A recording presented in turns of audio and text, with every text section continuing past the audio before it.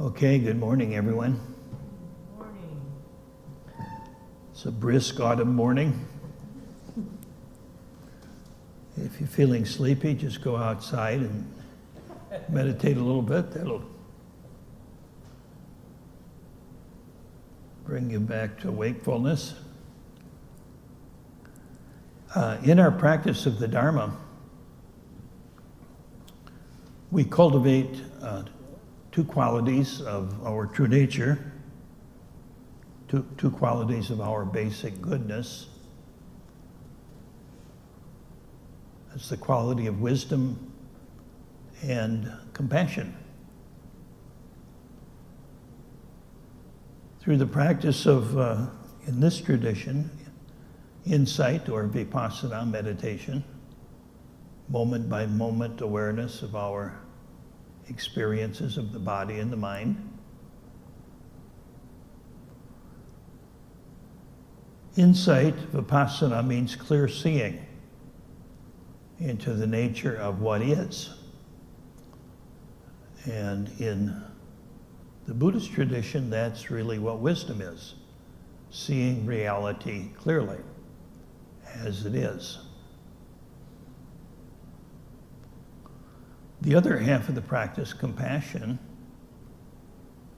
is that of opening the heart, recognizing our innate connection and indeed our innate oneness with all other beings, with all things.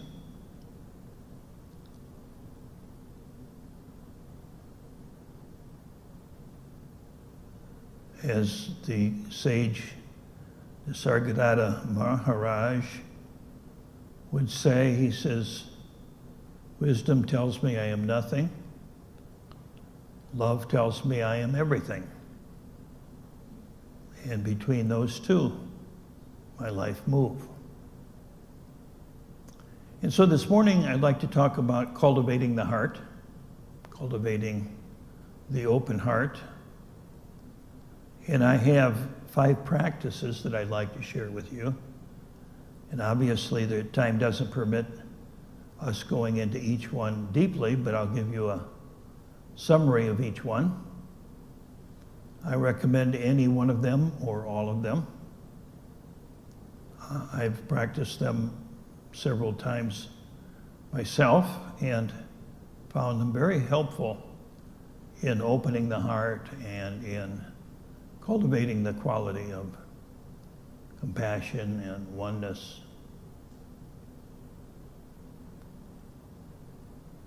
So the awakened mind is often referred to as bodhicitta. You may have heard that term used or seen it in a book somewhere, bodhicitta. And the translation is awakened mind. Chitta, the word mind in Pali and in Sanskrit, means really not only the mind as we think of it, but as the heart as well. The ancients did not separate the mind and the heart as we do in our scientific, psychological world. So these 5 practices focus on cultivating the heart. But again, the heart and the mind are really 2 facets of the same thing. So the first practice is perhaps the most universal practice in all world religions. It's the practice of forgiveness. Forgiveness. So let's just talk a little bit about that practice. So how do we do forgiveness? First of all, we need to recognize the need for forgiveness. Forgiveness has to be specific, referring to a particular instance. So if somebody says, I forgive you for everything you've ever done, that doesn't mean a whole lot. But if they say, I forgive you for this or that or something specific, then that has some meaning, that has some effectiveness. So first of all, being aware of the need for forgiveness And we can do this by taking an inventory periodically. Some folks at the end of the day or at the end of the week will sit down and just write a list or think of a list of those situations, those individuals that may have triggered resentment or anger or anything where we're holding a grudge, any desire for revenge, envy, etc., and including guilt, including anger at ourselves, perhaps especially anger at ourselves. So including ourselves in the forgiveness process. So first of all, seeing that need to forgive and seeing it as particularly and as minutely as possible. So be aware of the situation and how you felt and how you feel now. And then the second step is to choose to forgive. Now, choosing to forgive means that it has to be a choice. So if you choose to forgive out of obligation, out of some moral obligation, or I'm supposed to forgive, that's really not forgiveness. You know, it's kind of like shaking hands with your brother or sister when we were kids and you get into a fight. You know, kiss Susie and make up. Yeah, all right, sure, you know. That's not real forgiveness. Real forgiveness has to come from the choice to forgive. And it's okay if we choose not to forgive. Sometimes the pain is so great that it's like, boy, I can't forgive that person. It's just too horrific right now. But we can still look at whether or not we want to forgive day by day. And when we're ready, we make the choice. Clear choice. And then the third thing is to just look at what we're telling ourselves and be willing to drop that story. This is really the key and perhaps the most difficult part. We drop the story, meaning we don't make it any longer about the other person or the situation, not about what they did. It's about how I am feeling right now. So it's not about the past. It's not about another person. It's about what I'm feeling, what I'm experiencing myself in this moment. When I choose to focus on that rather than the past, rather than on something or someone outside myself, that's a key step in forgiveness. That's what I call dropping the story. Now, when we drop the story, it tends to bounce. It bounces back. So that's to be expected, but just let it go as often as necessary. So we focus on our own experience, and we let the past be the past. So we don't necessarily forgive the past, and we don't say what they did is okay. Maybe it wasn't okay, but that doesn't matter. We look at our own experience, whatever happened. And so we just let that be in the past. Sometimes I say forgiveness is about giving up all hope for a better past. So it's like, okay, this did happen. It happened in the past. Right now, what am I feeling and what do I choose to do with those feelings? That's when we begin forgiveness. So periodically we need to do that, or we don't need to do it, but it's extremely helpful and highly recommended that we do that. And it may take time. You know, when we're working with family members, you know, parents, siblings, oftentimes it may take years to really go through all of the depths of forgiveness. Doesn't matter how long it takes. We're not trying to set a record or get there faster than anybody else. It's not a race. It's just about doing it as often as necessary. So that's forgiveness. Another practice, and this is fairly universal, this is the Dalai Lama's primary practice according to the Dalai Lama. That's the practice of kindness. What does kindness mean? Well, I think it's helpful to look at the root of where that word came from. And it comes from an old English word, kin. And kin, of course, means family. So kindness begins when we can see everyone as our kin, as a member of our family. So we treat everyone as a brother or a sister. Now, in some families, that may not be so good. But generally speaking, if there's not cruelty or dysfunction, it's pretty natural to love our brothers and our sisters. It's pretty natural to love our parents. I mean, it's not only with human beings, but even with mammals and other beings. The bond of the family is very deep. And what if we expanded our definition of family to include the human family? Or indeed, maybe the family of all sentient beings. So kindness is treating everyone as a brother and a sister, and treating everything as a brother and sister. Perhaps the animals and plants as well.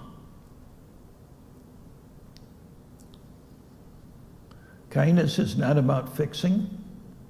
It's not about rescuing. It's not about feeling pity for someone else. It's not about feeling proud of oneself because they're so kind. It's simply doing what we would normally do for a brother, for a sister that needed help. And we all need help in some way or another. Kindness is sometimes practiced as metta in the Buddhist tradition, and if you're not familiar with it, stick around. You'll experience some in about 10 or 15 minutes. So, forgiveness and kindness. A third practice that's highly recommended is that of gratitude. Gratitude is a wonderful practice. And it can begin with appreciation. So just sit and maybe, again, get a pencil and paper and list all of the things that you appreciate in your life, all of the things you're grateful for. You maybe some family members, maybe friends, maybe some of our possessions, maybe our health, maybe our intelligence, maybe our freedom, whatever it may be. Just write down all of the things that you appreciate, everything that you're grateful for. And one very interesting practice is to every day write down something you're grateful for and don't ever duplicate that list. So the first few weeks, it's relatively easy. But when you do the practice for months and years, it really trains the mind to look, what am I going to be grateful for today? Maybe the cool weather. Maybe the ability to breathe deeply and feel the cool autumn air in my lungs, or whatever it may be. The ability to walk, the ability to talk, say whatever. The Dharma, being grateful for the Dharma. So, gratitude, very powerful practice, wonderful practice. Forgiveness, kindness, gratitude. A fourth one is generosity. Generosity is part of the Buddhist practice. It's called dana in Buddhism, or not in Buddhism, but in Pali. It's often referred to as dana, meaning generosity. Generosity is not just giving stuff, but it's living with generosity. It's living with the question, what can I give? What can I give? And there are so many things we can give, especially when we give of ourselves. We give our heart, our mind, we give our time, we give our talent, we give our money, we give some of our possessions, giving a smile. You know, if we see somebody on the street corner with a sign saying they're out of work and they need something, well, even if we don't choose not to give them money, we can give them a smile. We can give them the gift of acknowledgement, speak to them, visit with them, you see. So there's always something we can give. Giving is really unlimited. Even if we have very few possessions, there's far, far more that we can give than our possessions. So kindness, forgiveness and kindness, and generosity, gratitude.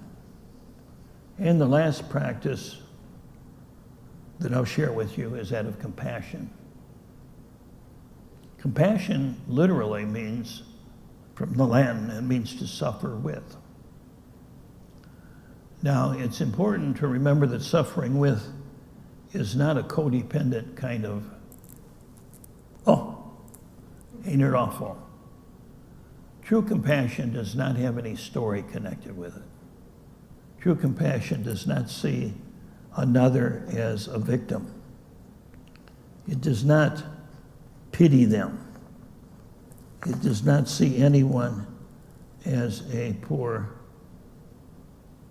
victim of circumstances. Compassion simply says, I'm willing to feel in my heart whatever you're feeling. That's it. I'm willing to suffer with you. Now, it doesn't mean we have to carry that with us 24/7. But it means when we're with the other person, when we're thinking of the other person, when we're focusing on the other person, anytime we can have compassion. We can sit and imagine what it's like to be them. But we're not carrying them on our back as a burden. And once again, we're doing it out of choice, not out of obligation. One very powerful compassion practice is that from the Tibetan Buddhist tradition, Tonglen, which is to breathe in suffering into your heart and seeing the heart not just as a physical heart, but seeing the heart as like a furnace or a crucible that will transform suffering into joy, into peace, into love. So we breathe in suffering and we breathe out peace, we breathe out love, we breathe out joy, we breathe out whatever is needed. And that's something we can do for others and for ourselves. Anytime, often I will, when watching television and seeing a war or a disaster somewhere, just take a minute. Just be willing to breathe that into my heart and just for an instant to feel what it must be like to be those people. To breathe out love and caring. And then to let it go. And to come back with it as we're guided to. So those are the 5 practices. A sixth one is not really a separate practice, but it can be one that kind of holds the glue, or is the glue that holds the others together. And that's the practice simply of dedicating the intention of our practice for the welfare of all beings, so that we're not doing it just for me, but I'm doing my practice for all beings everywhere, you see. And I want to close by this story, a story that really opened my heart, about Ghosananda, who has become known as the Gandhi of Cambodia. And he lived, this story in particular is around 1970, I believe, the 70-ish. And this is after the reign of Pol Pot, the vicious dictator that's responsible for the death of perhaps 2 million people in Cambodia at that time. So the setting is a UN refugee camp on the border of Cambodia. In the later years of the Khmer Rouge genocide, Khmer Rouge was a communist organization in Cambodia. These are the famous killing fields where nearly 2 million people had died at the hands of the dictator Pol Pot. This particular camp had 50,000 people crammed together on a horrible, hot, dry rice plain, surrounded by and imprisoned by barbed wire. And it was the camp that had the most underground Khmer Rouge in it. So some of the members were secret Khmer Rouge. They were masquerading as refugees, you see. So Gosananda asked the UN if he could build a Buddhist temple in the central square, just a simple platform in a little room. And they said, okay. So he did, with some helpers, got materials and built this simple temple. Then he invited everyone to come, 50,000 people. The Khmer Rouge underground heard about this and they spread the word. They said, anyone who goes to this temple, when we get back into Cambodia, you will be shot. Because when we're back in Cambodia, I'm in charge. You will be executed. So Gosananda had no idea of how many people would show up. So the next morning, he went around the camp and rang a bell, just like a temple bell, bang, bang, bang, time for meditation. 25,000 people gathered. 25,000 people filled this square around this simple platform and temple. They had not seen a monk in 10 years. 95% of the monks in the country had been murdered. All intellectuals in that country had been killed. 19 out of 20 people in Gosananda's own family had been killed. The faces of trauma and shock and pain and loss were everywhere. So what do you say to those people? I don't know what I would say. He said nothing for a long time. Then he began to chant, a simple chant. A chant that is one of the first verses of the Buddhist teaching. And it goes like this: hatred never ceases by hatred, but by love alone is healed. So he began to chant this over and over again. Slowly, others' voices began to pick up and chant with him. Pretty soon, 25,000 people were singing and weeping. Hatred never ceases by hatred, but by love alone is healed. Because it had been 10 years since they had heard, these people had heard the Dharma, the truth, and the way. The teaching of love, the power of healing. So thank you for being with us this morning and for sharing your practice with us.